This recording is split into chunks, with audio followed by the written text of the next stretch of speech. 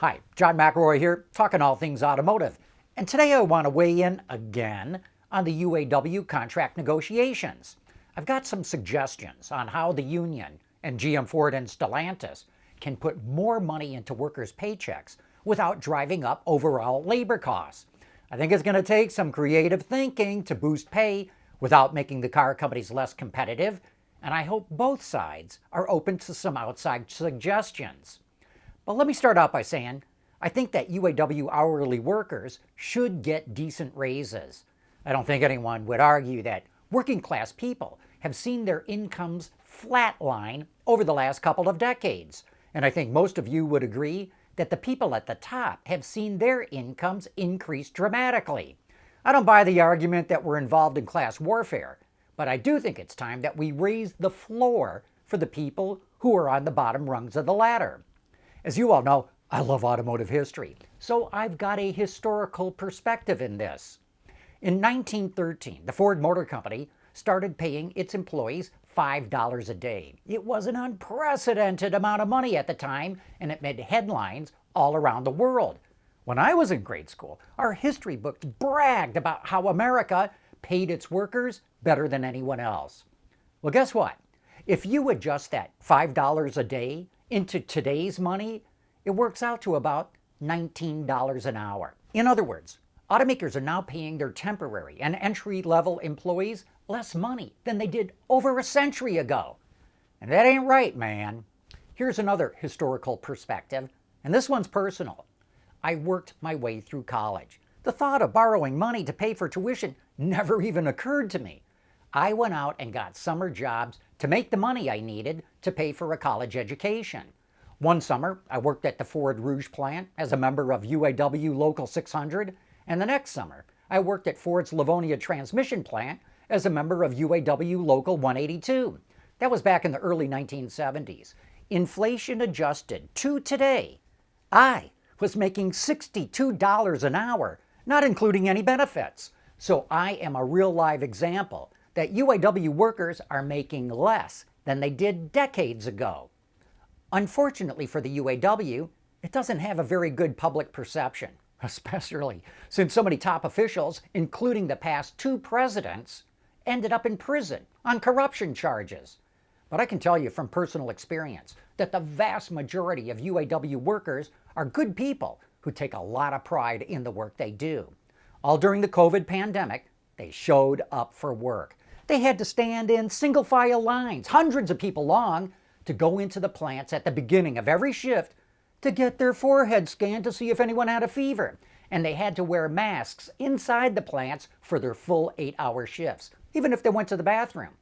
And yet they showed up for work every single day. They're loyal. That's why I think they deserve double-digit raises and protection from inflation and more profit sharing. And it shouldn't take 8 years to transition from temporary worker to full-time employee. One thing that is working for the union's favor is the labor shortage. GM Ultium just agreed to bump the pay for its battery workers from $16.50 an hour to over $20 an hour. You know why? You can't hire people at $16.50 an hour to work in factories. They can make that kind of money at McDonald's. GM was facing horrific turnover because people were quitting almost as fast as they were hired. Last year, Ford converted 3,000 of its temporary employees to full-time status. Why?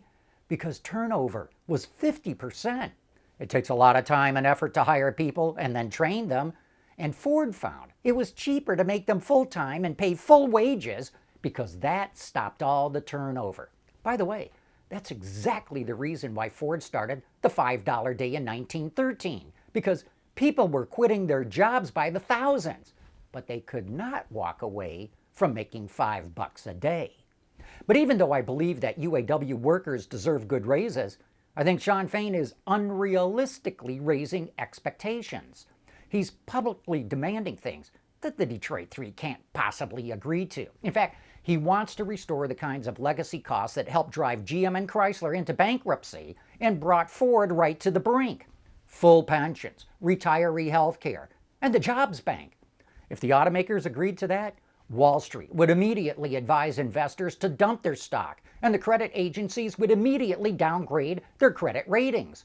You would see tens of billions of dollars of market capitalization vaporize overnight. Borrowing costs would skyrocket, and the automakers would be back to where they were just before the Great Recession. It would put Detroit's automakers at a competitive disadvantage to all the non-union car companies in the U.S., and that would end up threatening tens of thousands of UAW jobs. Shawn Fain says that anytime he hears an automotive executive say they need to be competitive, he believes they just want to race to the bottom. Well, let me tell you what, not being competitive means you're in a race to go out of business. What I'd rather hear from the union are creative proposals that will cut labor costs at the same time hourly workers make more money. And so here's one of my suggestions as to what they could do. In fact, it's actually an idea the union floated back in 2015. The UAW proposed that GM Ford and what's now Stellantis drop their individual company health care plans and combine them into a giant cooperative that would have massive negotiating power with healthcare providers to get much lower costs. In fact, the UAW's idea was to include white-collar workers as part of the co-op. That means about 1 million people would be enrolled, and that is a lot of clout. Right now, the automakers are paying about $23,000 a year per worker in healthcare costs. UAW members have gold-plated coverage. Now, make that platinum-coated. Most of them don't pay any monthly premiums and zero co-pays. You know, Shawn Fain complains about the richest 1%, but when it comes to healthcare, UAW workers are in the 1%. Do you know anyone that's got that kind of coverage? I sure don't.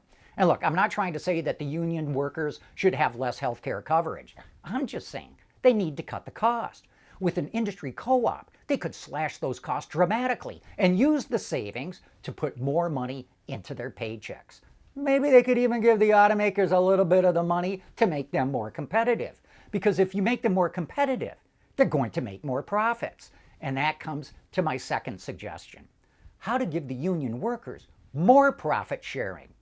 Right now, each one of them is getting between $10,000 a year and $14,000 a year in profit sharing. And that's a lot of cash for the car companies to give away, about $1.8 billion combined, which is why they're reluctant to increase the formula. That cash is so precious. But what if they could sweeten the formula by paying part of the profit sharing with shares of stock? After all, the automakers are in complete control of how much stock they issue. They can't print money, but they sure can print shares. So why not give another $1,000 in profit sharing in shares? Maybe $2,000. The UAW has never liked the idea of their members getting stock because it's always worried that the workers are then going to become more interested in the financial health of the company and its share price. But my idea would be to pay out a specific cash amount of shares. So you'd get $1,000 worth of stock no matter what the price was on the day it was issued. It wouldn't matter if the price was up or down. You'd get $1,000 worth, or $2,000, or whatever. And the union could encourage its members to sell it the day they got it if it's worried that they'd turn into capitalist shareholders. So here's my bottom line. UAW workers deserve to make more money, but Shawn Fain has to be honest with his people. He can't tell them he's going to force the automakers to bring back the legacy costs that practically put them out of business. That is unrealistic. Like the title of this video, I support the UAW, but only to a point. And yet, with some creative, out-of-the-box thinking, I believe it's possible to help auto workers boost their standard of living at the same time that you keep the Detroit 3 competitive against their non-union rivals.